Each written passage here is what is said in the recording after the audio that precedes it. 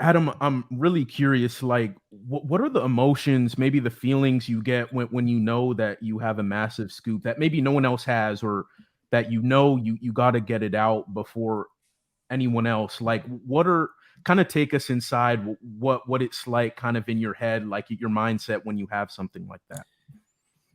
The only thing I could equate it to, I guess, Ben, would be like it's a player scoring a touchdown. It's a player hitting a home run. It's a golfer getting an eagle. It's just it's an adrenaline rush. I mean, you've had stories in your career, right, Ben? Yeah, Doesn't it feel like you just scored a touchdown or you're it about to score a does. touchdown, right? It's addicting almost in Oh, some regards. it is very addicting. And once you see that feeling, you want it again, right? It's a rush. It's a Hmm. total rush. And the bigger it is, the more wound up you get. And sometimes stories just boom pop onto your phone, like you just get a call or a text out of nowhere, like you didn't know was coming. And other stories, you're tracking for days or weeks, for a long time, waiting to happen. Hmm. So they come in all different ways, all sizes, shapes, and forms. And I've put a ton of work into some stories, and they didn't materialize. And then I put very little work into other stories that did materialize. And there's no rhyme or reason; they just sort of happen. But big stories are big stories, and there's a certain sense of adrenaline that comes along with every single one of them. And I always like to say that, coaches, many coaches can recall all the details of a certain play, like Sean McVay can recite every play from. I can recite circumstances and situations surrounding big stories, like where I was, what I was doing. Hmm. Like they're all ingrained in my mind. And you can recall where you were and what you were doing during most of them, if not all of them. So going off of that, Adam, what would you say out of all the? I mean, you've probably broken thousands of stories at this point. Um, what is going off of that? What is maybe your most memorable one, or the one off the top of your head right now that kind of stands out the most that you broke, and why? Well, what I like to say there is that I think what stands out, it's not that it's a certain story, it's certain thing, but how it interferes with life, right? Like so, it gets Mm, in the way of things. Like I sat down at my daughter's middle school graduation in June, and just as I'm sitting down, I get a text. The ceremony is about to begin. Dalvin Cook is getting released from the Vikings. Okay, mm, bam. So you got to deal with that. I remember being at my son's college graduation dinner. We just sat down at the table, and I knew that this particular trade was in the works. But as I sat down, we're ordering the appetizers. We're on drink one. We're toasting them. Oh, hold on. AJ Brown's being traded to the Philadelphia Eagles. Or my mother-in-law's surprise 75th birthday party. And literally, we're in Piermont, New York, and she walks in. Surprise! We sit down at the table for her 75th birthday dinner, lovely night to honor a great life and 75 memorable years. And I get a text, "Are you free for a moment?" And I said, well, I'm at my mother in law's 75th birthday dinner. What's up? I had some information. So I stepped outside to find out that Andrew Luck was retiring, mm. right? So I guess the business doesn't care who's graduating, who's turning 75, what birthday party it is, what the special occasion is. Doesn't matter one bit. We're on the clock. We're always on the clock. It's a blessing. It's a burden. It's all those things. That's the job. That's what we sign up for. I don't say it with any complaints. I feel blessed and privileged to do what I do. It's just that you're never off the clock. Some people punch out of their jobs. They punch the clock. It gets to 5 o'clock on Friday. They're done for the weekend. See you back Monday. We never see you back. Mhm. We're always on the clock. And it's not always busy, but that call, that text, anything could happen at any moment, at any time. And that's the way the job it is. That's the world we live in. That's how things have come to be over time. And so that's what we have to deal with.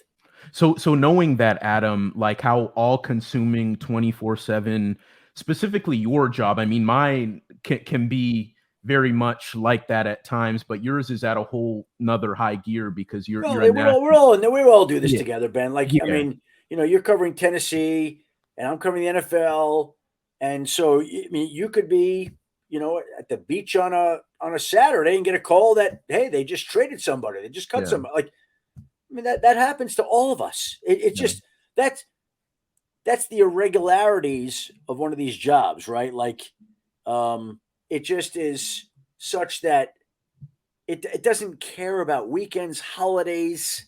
There are no weekends and holidays. There's just, well, it doesn't mean it's always going to be busy, because it's not, right? But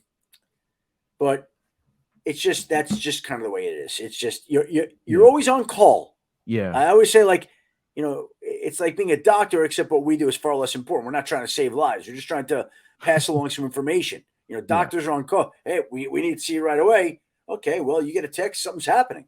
And Yeah. sometimes it can't wait. Now, just knowing that though, like what are the maybe some of the boundaries or the priorities that you've tried to set in your life um to make sure that you are your best self when you are doing your job, and knowing that you're on call all the time, but are there things like certain boundaries like workouts, family time, like what are those things that you try to do to make sure that you're at your best self? Well, it's funny. I used to view, in a prior life, I guess, I used to view my workouts as kind of my sacred time. And it was the one time of the day that I would not carry my phone or phones with me. I'd leave them in my gym locker. And this was, of course, pre-pandemic when I was a member of a gym as well. But I would not bring my phones with me in my workout. And I work out about an hour a day, roughly. And so no phone. And I remember I was in a spinning class, and I remember it was a Tuesday in April. And if we go back and look at the year of this particular situation, that would be the last day that I ever left my phone in the gym locker or was without it, because I took this 8 a.m. spin class, and I got back to my locker and I looked down at like 16 missed text messages Mm. that had come in 45 minutes earlier about how the Titans and Rams had agreed to a trade with the number one pick. Oh The man. Rams were going up to number one. The Titans were going back. Here's the term trade. Like it was all there. And, Mm. you know, it was all there. It was, and Yeah. it was there before it was out in public. And then eventually, whether it's 2 minutes later, 5 minutes later, 10 minutes later, whatever it is, in the world we live in, the story goes somewhere else. Somebody else reports it. Yeah. And ever since then, I've never left my phone in a gym locker. I've never not taken my phone with me to work out. So when I'm on the Peloton bike, the phone's on the table next to me. So if somebody calls, which often happens, then you take it. So workouts now get interrupted. They just do. Like you rarely have an uninterrupted workout without some call or text. And you're also to the point where you're okay. Well, let me just grab my phone to check this, and so it's just it's hectic, it's busy. It's just part of the evolving nature of our jobs over time. It used to be that the news cycle was every 24 hours in my mind, with a newspaper that hit your front door at 6 a.m. or whatever it was, and then you don't have to worry about anything till that newspaper hit the door step the next day at 6 a.m. Yeah. And now it's every minute, doesn't matter when. We're always on the clock. That's just kind of the way it has been. Now, how does your family feel about that at Well, times? I mean, I'm sure they're accepting, they know what you do, right? But there are yeah, times where I bet it's really frustrating. How yeah, of how have course. they grappled with it, and how do you kind of deal with that, knowing there may be frustrations at What I like, first of all, you're 100% correct.